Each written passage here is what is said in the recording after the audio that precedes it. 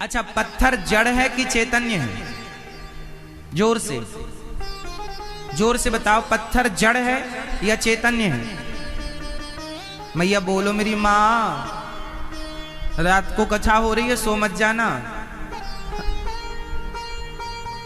नींद आए तो बताना, लोरी भी सुनाएंगे आपको मस्त। चलो बताओ, पत्थर जड़ है कि चैतन्य है? जड़ है। और आपकी माँ जड़ है कि चैतन्य है? चैतन्य है। माँ है चेतन और पत्थर है जड़। तो यात्रा हमारी कहां से शुरू होती है, जड़ से या चेतन से? चेतन मीन्स माँ। पहले माँ को भगवान के रूप में देखो। चेतन में यदि ईश्वर का दर्शन होने लग जाएगा तो चेतन से जड़ तक पहुंचना है। जो चेतन में अपनी माँ में ईश्वर को देखेगा वही कण कण में ईश्वर को देख पाएगा। जो अपनी माँ में भगवान को नहीं देखेगा वो मंदिर में भी भगवान को नहीं देख सकेगा। बाप में नहीं देखेगा तो पत्थर में ईश्वर को नहीं देख सकेगा। इसलिए ईश्वर सत्य है, सब जगह ईश्वर है। हम झूठे हैं। अच्छा, आप झूठे हैं कि सच्चे हैं? आप झूठे हैं या सच्चे हैं? जोर से, झूठे या सच्चे? सच्चा कौन? सच्चे भगवान। हम झूठे। हम झूठे कैसे?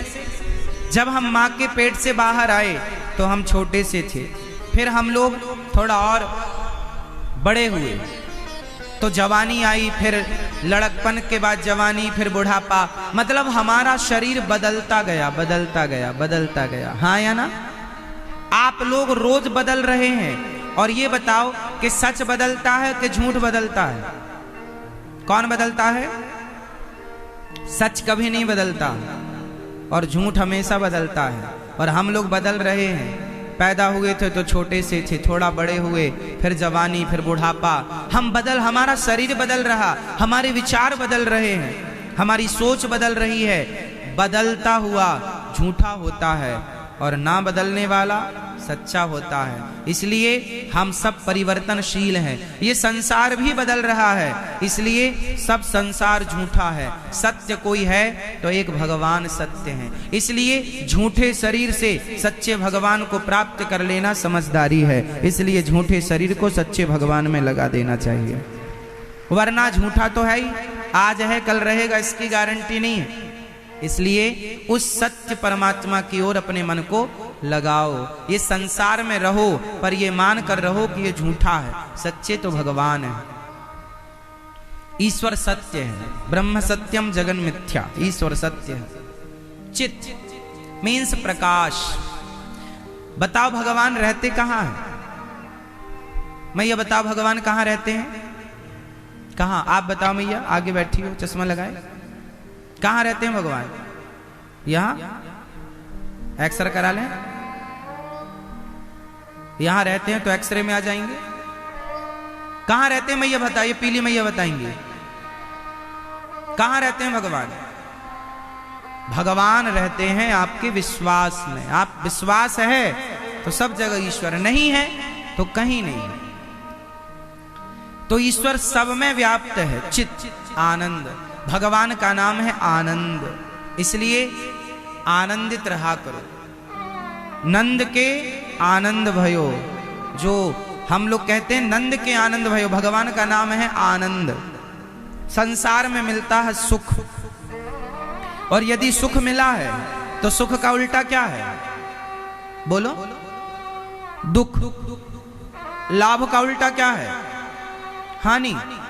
अच्छा का उल्टा बुरा। इसलिए भगवान का नाम सुख नहीं है, भगवान का नाम है आनंद। क्योंकि सुख यदि मिला है तो उल्टा भी मिलेगा, दुख भी मिलेगा। दिन है तो रात भी है, सुख है तो दुख भी है। इसलिए भगवान का नाम सुख नहीं, भगवान का नाम आनंद है। क्योंकि आनंद का उल्टा करके देखो क्या होता है। क्या होता है? आनंद का उल्टा कुछ नहीं होगा तो परमानंद है। इसलिए आनंद का उल्टा कुछ नहीं है।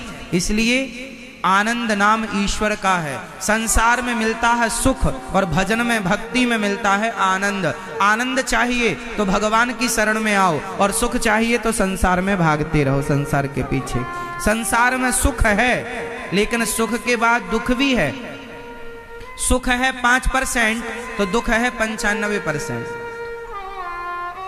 और भजन में सिर्फ आनंद, इसलिए नाम है जो आनंद सिंधु सुख राशि, सी करते त्रैलोक्य सुपासी। भगवान का नाम आनंद, आनंद के सागर हैं, इसलिए आनंद चाहते हैं तो भगवान की शरण में जाइए। तो सुख चाहिए कि आनंद? जोर से, सुख चाहिए कि आनंद? आनंद। और संसार में क्या है? पति में क्या है?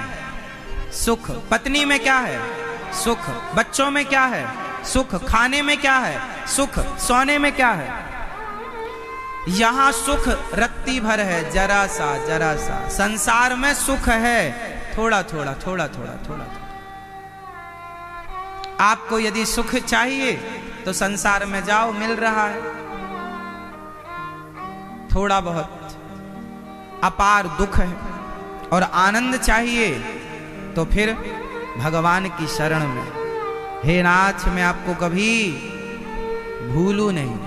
एक बार मेरे संग बोलिए, हे नाथ, मैं आपको कभी भूलू नहीं। भगवान का स्मरण ही सुख है, और भगवान का विस्मरण मतलब भूल जाना ही दुख है। काम करते रहो। हमारी बातों का आप ये अर्थ मत लगाना कि हम ये नहीं चाहते कि आप अपना काम छोड़ दो ना। काम करो, पैसा कमाओ, नाम कमाओ, इज्जत कमाओ, सारे काम करो, अच्छे ईमानदारी से करो, पर सारा काम करते हुए भगवान की तरफ देखते रहो कि हे नाथ, ये काम मेरा नहीं, मैं आपका हूं और ये सारा कुछ आपका है, मैं नहीं, मेरा नहीं। हे प्रभु, जो कुछ है सब तेरा, तन भी तेरा, मन भी तेरा, धन भी तेरा, और तेरा तुझको अर्पण क्या लागे मेरा। काम करते हुए स्मरण भगवान का बनाए रखो। कैसे? अच्छा ये बताओ मैया, आप लोग ससुराल जाती, ससुराल समझते हैं आप लोग? ठीक है, जब आप ससुराल जाते हैं, मैया स्त्रियां बताएंगी, यहाँ हमारी जितनी माताएं, बहनें और बेटियां बैठी हैं वो मेरी बात को समझेंगी और फिर रिप्लाई करेंगी, जवाब देंगी। बताइए, जब आप ससुराल गए, उस ससुराल में आपके यहाँ बंगाल में क्या रिवाज है? ससुराल लड़की जब पहली बार जाती है विदा होकर तो कितने दिन रुकती है ससुराल में? फिर ससुराल से मायके कितने दिन बाद आती है? हमारे यहाँ 10 दिन, 15 दिन, 20 दिन बाद लड़की फिर ससुराल से मायके, मायका समझते हैं, मायका मीन्स अपने माँ के घर वापस आती है। तो आपके यहाँ कितने दिन में लड़की वापस आती है? पहली बार ससुराल से 7 दिन में, 10 दिन में, 15 दिन में, सही है? आती है ना 7 दिन में? चलो 7 दिन में मान लो आती है ना। जो लड़की 7 दिन के लिए ससुराल गई, पहली बार अपने पति से मिली, पति को देखा, पति का स्पर्श किया, और जब वो मायके वापस आई तो जानते हैं उस लड़की के साथ कुछ होता है क्या? जब वो वापस ससुराल से अपने मायके आती है तो वो मायके में आ तो जाती है माँ के पास, पर वो अपनी माँ के पास रहकर काम करती है, झाड़ू पोंछा और रोटी बनाना, भोजन बनाना, सारा काम करती है, पर वो काम करती जाती है और किसी का स्मरण करती जाती है। क्या आप में से कोई बताएगा कि वो किसका स्मरण करती है? किसका? किसका मैया? पति का। सही बात है ये। वो काम बराबर रोटी बनाएगी, वो रोटी जलने भी नहीं देगी, पर काम करते हुए, पोंछा लगाते हुए, नहाते हुए, बिस्तर पर लेटे हुए, एनी टाइम, हर समय वो किसका स्मरण करती है?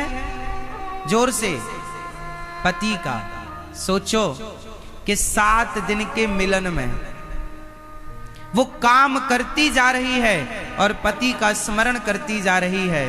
इसलिए कथा भी 7 दिन की होती है कि 7 दिन की कथा भगवान की ऐसे सुनना कि 7 दिन बाद जब हम यहाँ से जाएं तो काम सारा करना, लेकिन काम करते हुए जैसे पत्नी अपने पति का स्मरण बनाए रखती है, ऐसे काम करते हुए गोविंद का स्मरण बनाए रखिएगा।